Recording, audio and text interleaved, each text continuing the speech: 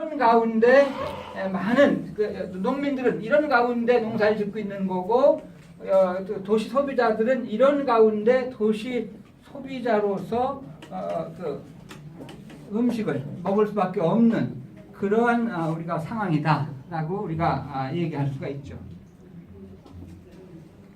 그래서 이런 상황에서 이 먹을거리는 기본적으로 안전해야 되고, 또 문화적으로도 맞고, 또 지속 가능해야 되고, 뭐 이런 몇 가지 이제 특징을 지녀야 되는데, 예를 들면은 안전성 같은 게 이제 상당히 문제가 생기기 시작한다는 거죠. 예를 들면은 우리가 지금 우리나라에서 소비되는 밀가루의 98%, 98.5%쯤을 수입을 해요. 1.5%가 이제 우리 토종밀 이런 건데, 98.5%를 수입하는데 수입밀의 대부분이 이 소비자로부터 수천 킬로 떨어져 있는 생산자들이 그냥 생산자가 아니고 산업형 농업에 의해서 농사짓는 그런 생산자니까 이쪽에서 제공하는 종자 제공하는 거, 이쪽에서 제공하는 비료 제공하는 거, 이쪽에서 제공하는 농약 제공하는 거, 이쪽에서 제공하는 기계 제공하는 거, 이쪽에서의 판매 의존하고 이쪽에서 유통 의존하고 하면서 농사 짓거든요. 이 농사 짓는 사람이 농사 지면서 약을 7번 치거든요. 밀농사 지면서. 이 7번 치고 유통 단계에서 또 7번 정도 또 약을 치는, 방부제 같은 걸 치는, 이 14번 친 밀가루를 소비자가 먹는 거라는 거죠. 그러니까 이게 음식이에요, 아니에요? 음식이 아니고 사료만도 못한 그런 거를 지금 우리가 먹을 수밖에 없는 거라는 거죠. 이 생산자는 그죠? 아까 산업형 농업에 의해서 농사 짓는다고 그랬는데, 이 생산자는 그죠? 그러니까 혼자 농사 짓는 게 아니고 자기 역할이 상당히 제한된 가운데 농사 짓니까 농민한테 농사져서 돌아오는 농민 몫이 상당히 적어요. 오늘날 농민 몫이 한 4%? 미국 같은 경우에. 우리나라는 한 10%쯤 되는 것 같아요. 우리 것도 계산해 봐야 되겠지만. 그러니까 예를 들면은, 소비자가 빵을 100원 주고 사면은, 밀 생산자인 밀 농민한테 돌아가는 몫이 4%인 세상이 됐다는 거죠. 그러니까 왜 4%가 되냐면, 아까 얘기한 대로 종자도 자기가 채종해가지고 종자하고 짓고, 거름도 자기 거름으로 짓고, 그 다음에 자기 노동력을 주로 많이 투입해가지고 논가리하고 밭가리하고 하면서 농사를 자기 자율권으로 자기 주도 속에서 농사를 지면은 자기한테 돌아오는 몫이 큰데, 그렇지 않고 다 외부에 의존해서 농사 지을 수밖에 없는 상황이니까 4%밖에 못 줘. 그래서 미국 통계에 의하면은 지금부터 한 100여 년 전에는, 좀 오랜 좀 됐긴 했지만 100여 년 전에는 농민들한테 소비자가 빵을 100원어치 사면은 농민들한테 40원에 들어갔다는 게 40원. 근데 지금 오늘날 농민들한테 돌아오는 거는 4%니까 10분의 1로 줄어든 거예요. 그러면 농민들 소득이 10분의 1 줄어들었으니까, 그죠? 농민들은 어떻게 하면 되겠어요? 원래 옛날에 소득을 그대로 유지하려면은 농사를 10배 늘려야죠. 10배 늘려야 돼요. 그죠? 예를 들면 우리나라도 마찬가지예요. 요즘 우리나라도 예를 들면은 그전에는 논농사 한 6,000평 진다, 7,000평 진다 많이 진 거예요. 요즘은 막 4만 평, 5만 평 줘요. 임대해가지고. 그렇게 줬는데 사실 4만 평, 5만 평 줘도 크게 남는 게 없어요. 임대로부터 해서 이렇게 다 주고 나면은 남는 게 없을 정도로 왜 농민들한테 돌아가는 몫이 줄어들어가지고 여하튼 미국서도 40% 받던 거를 4% 받으니까 상당수의 농민들이 이런 상태에서 농사 못 짓겠다 해가지고 오늘날 미국에서 농사 짓는 사람들 비율이 얼마 전까지 1%였는데 요즘은 한 0.8%? 그 미국 인구가 3억 5천인데 그전 농사 짓는 사람이 얼마 전까지만 해도 350만 명이었어요. 근데 제가 작년에 그 국제행사에 가서 본 자료를 보니까 280만 명? 250만 명? 농사 짓는 사람이. 그러니까 점점 줄어드는 거예요. 지금 일본은 같은 원리라서 2%거든요. 우리나라는 정부 통계는 한 6% 나오는데 실제로 제 짐작은 우리 한 4%쯤 되는 것 같아요. 4%. 그러니까 4%가 농사 짓는 세상이 된 거예요. 이게 이제 또 어떤 문제를 갖고 오냔 말이죠. 예를 들면은 미국에서 이제 농사 짓는 사람이 그전에는 한 25%였다고 쳐요. 25%인 세상에서 1%인 세상으로 됐다. 이게 이제 수십 년 동안의 그 변화인데, 예를 들면 이 25%였던 사람이 1% 되면 나머지 24% 사람이 도시 가서 직장이 필요할 거 아니에요. 일이 필요할 거 아니에요. 그죠? 도시 가서 직장 일이 필요할 거 아니에요. 그죠? 근데 도시의 일이 요즘 더 늘어나요? 줄어들어요? 점점 줄어들죠?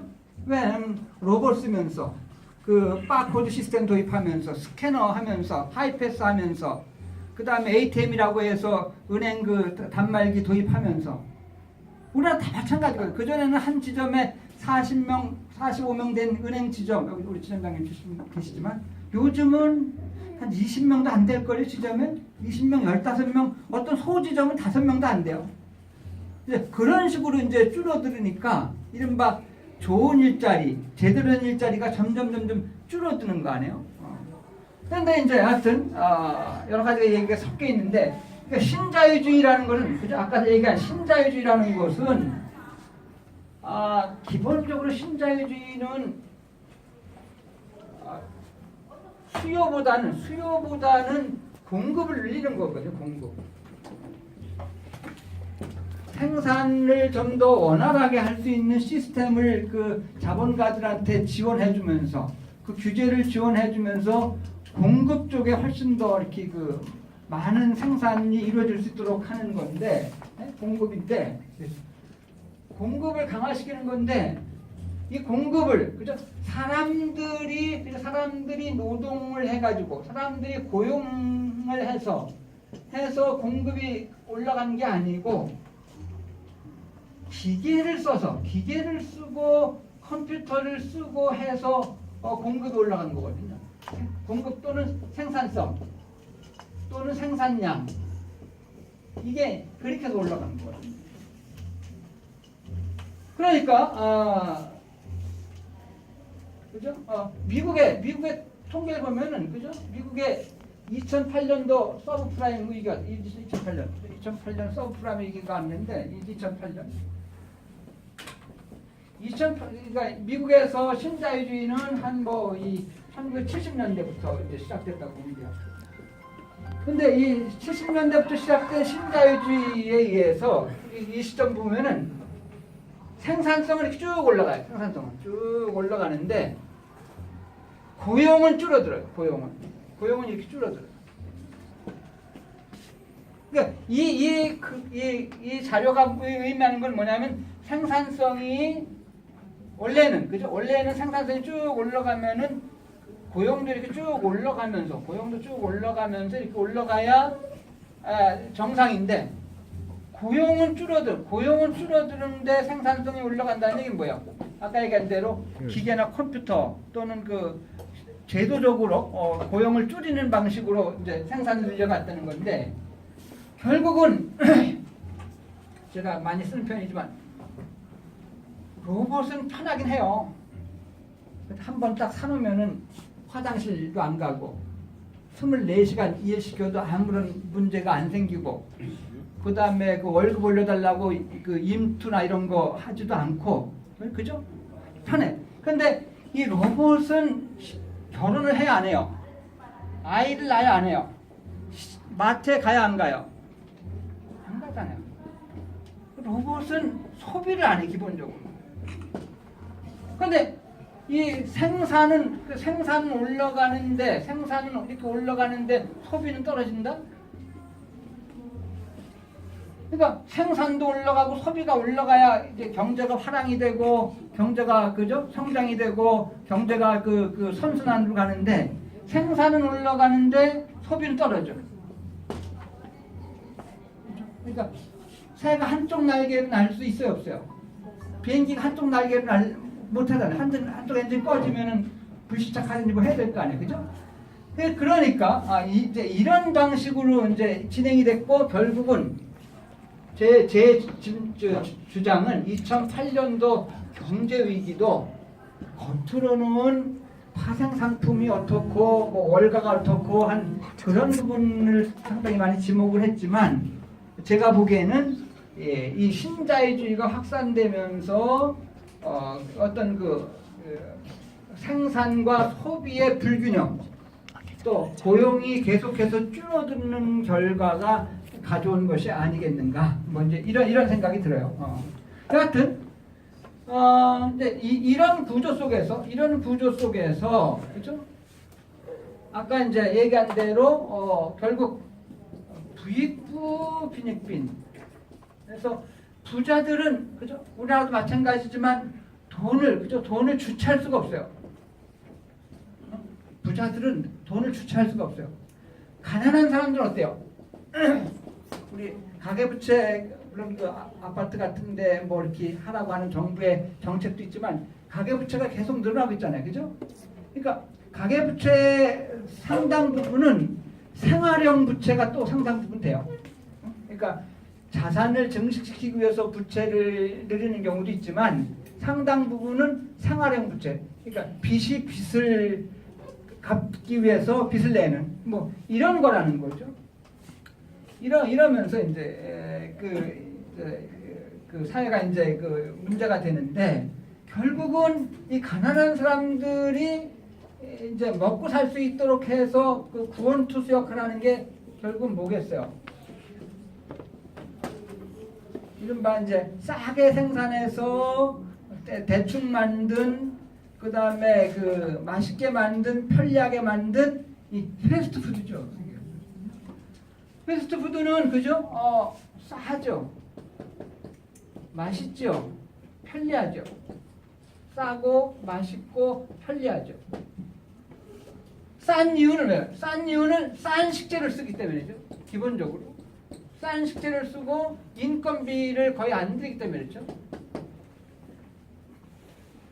예를 들면은, 그죠? 아까 미국의 농사를 짓는 사람이 전체 인구의 지금 0.8%밖에 안 된다고 그랬는데, 만일에 제초를 또 씨앗을 비행기가 뿌리지 않고 사람이 뿌리고, 그 제초를 예를 들면은 그 제초제를 쓰지 않고, 비행기로 제초제 쓰지 않고 사람이 일일이 손으로 그 제초를 하고 하면은 어떻게 되겠어요? 그 싼 식량이 생산될까요, 아닐까요?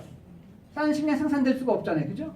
지금 이 싼 식량이라는 거는, 싼 식재료라는 것은 기본적으로 땅을 죽이고, 제초제 같은 거 막 쓰고 하니까, 그죠? 땅을 죽이고, 비료 같은 걸 많이 쓰니까 이것도 땅에 문제가 있겠죠. 농부를 아웃시키고, 아까 농부들 하고, 그 다음에 약간 종자 수를 상당히 줄어들게 하고, 또는 다양성을 줄어들게 하고, 그 다음에 농촌 공동체를 파괴시키고, 그 다음에 환경을 여러 가지 또 문제를 야기하고, 또 동물 복지를 침해하고, 이런 것들이 일어나는 가운데 이 비용을 다 숨겨. 그러니까 싸게 싸게 하는데 다른 데 다 제껴놨던 것들, 제껴놨던 거 이것들을 숨긴 가운데 싼 거거든요. 나중에 이 땅을 살리고 그죠? 이거 뭐 농부를 살리고 이런 것들 다 원상복구 하는데 들어가는 천문학적 비용, 이 비용까지 우리가 먹을거리에 포함시키면 이거 결코 현재 싼 식재료가 아니죠. 그죠?